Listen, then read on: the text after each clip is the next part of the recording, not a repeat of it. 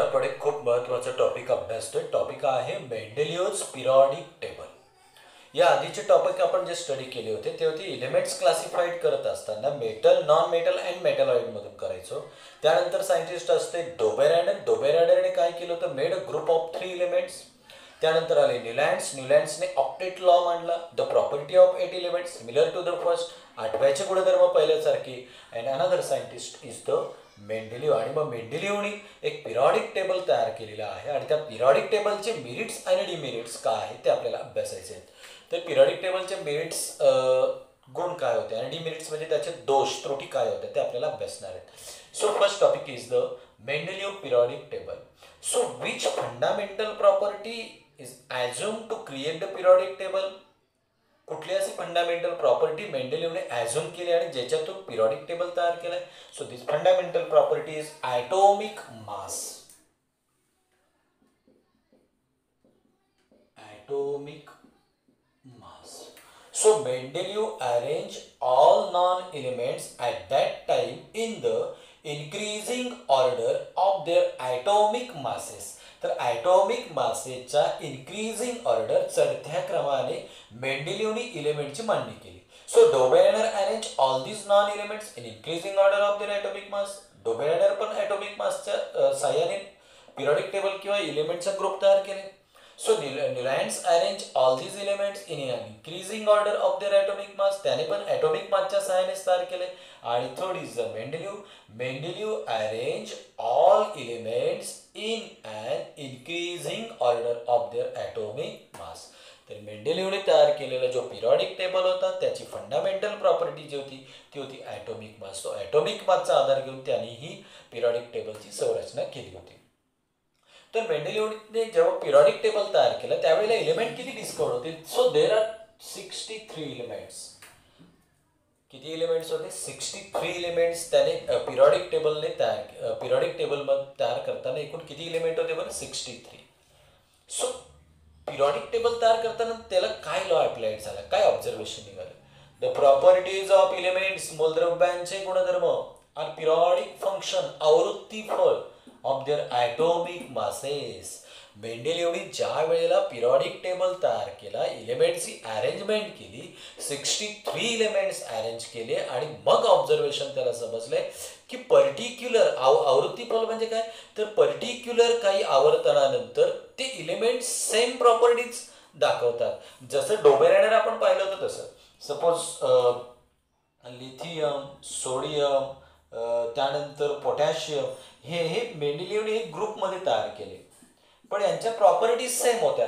कारण याचा इलेक्ट्रॉनिक 2 याचा 281 आणि पोटॅशियम 2881 त्यांच्या व्हॅलन्स इलेक्ट्रॉन सेम आहेत, 1 व्हॅलन्स इलेक्ट्रॉन आहेत.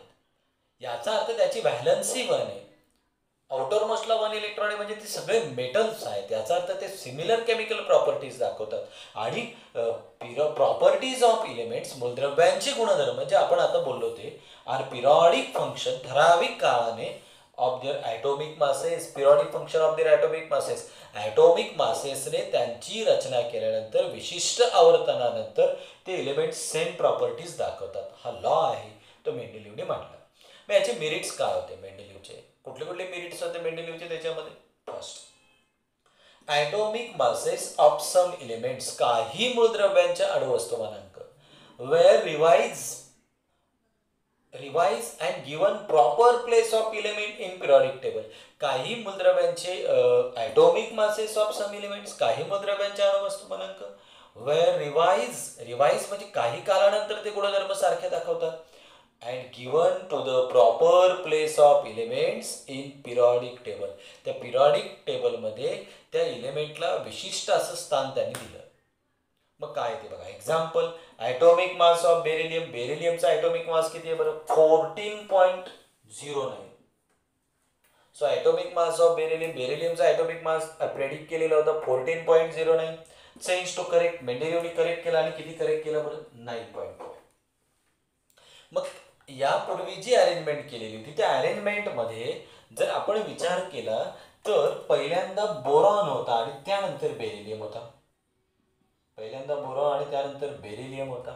पण मेंडेलिओने काय केलं, बेरिलियमचा ॲटॉमिक नंबर त्यावेळेला ॲझ्युम होता 0.9 आणि बोरॉनचा सपोज करा 11 असेल, पण बोरॉनचा 11 असल्यामुळे बेरिलियमच्या आधी बोरॉनला स्थान होतं.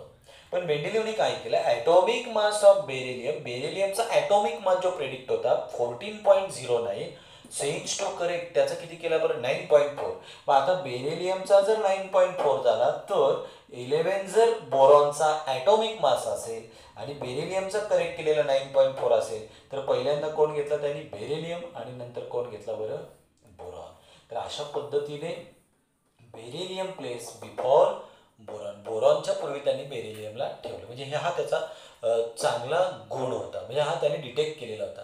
घाबरण्याची आवश्यकता नाही. पुन्हा एकदा बघा, atomic masses of some elements, काही मूलद्रव्यांचे वस्तुमानांक वेल रिवाइज, त्यांनी त्याला करेक्ट केले and then given proper place to the of element in periodic table, आणि त्यांना विशिष्ट स्थान दिले. काय चुकलं होतं, ॲटॉमिक मास ऑफ बेरिलियमचा ॲटॉमिक मास किती होता 14.09 आणि चेंज टू करेक्ट, आणि त्याला चेंज किती केला बरं 9.4.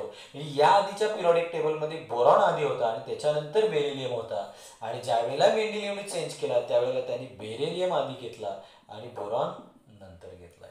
म्हणजे beryllium is place before boron, बोरॉनच्या आधी बेरिलियमला प्लेस केला. Second, Mendeleev kept vacant places. Vacant म्हणजेच काय, तर वॅकंटला आपण मराठीमध्ये म्हणतो रिकामे.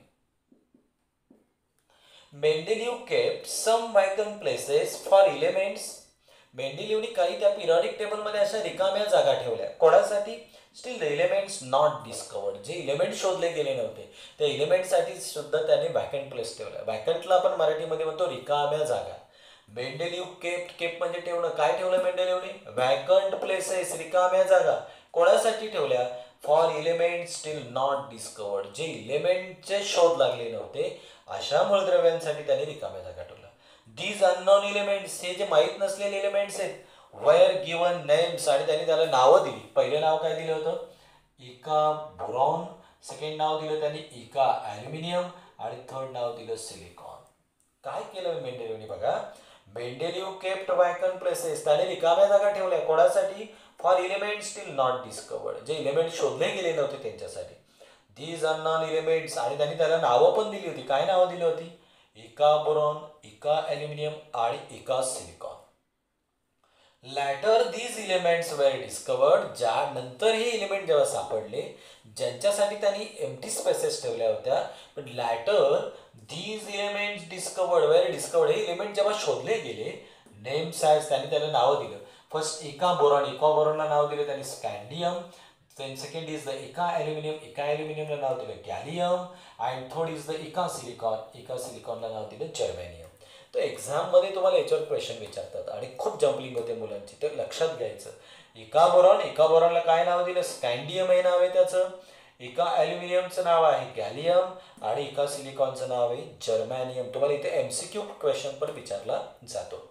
तर त्याने काय एम्प्टी स्पेसेस ठेवले होते एलिमेंटसाठी.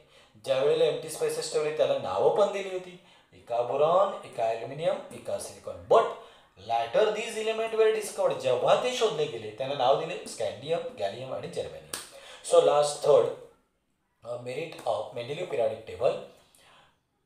No place for noble gases in Mendeleev periodic table. Mendeleev periodic टेबलमध्ये नोबल गॅसेसला कुठलंही स्थान नव्हतं. when noble gases discovered, ज्या वेळेला त्यांचा शोध लावला.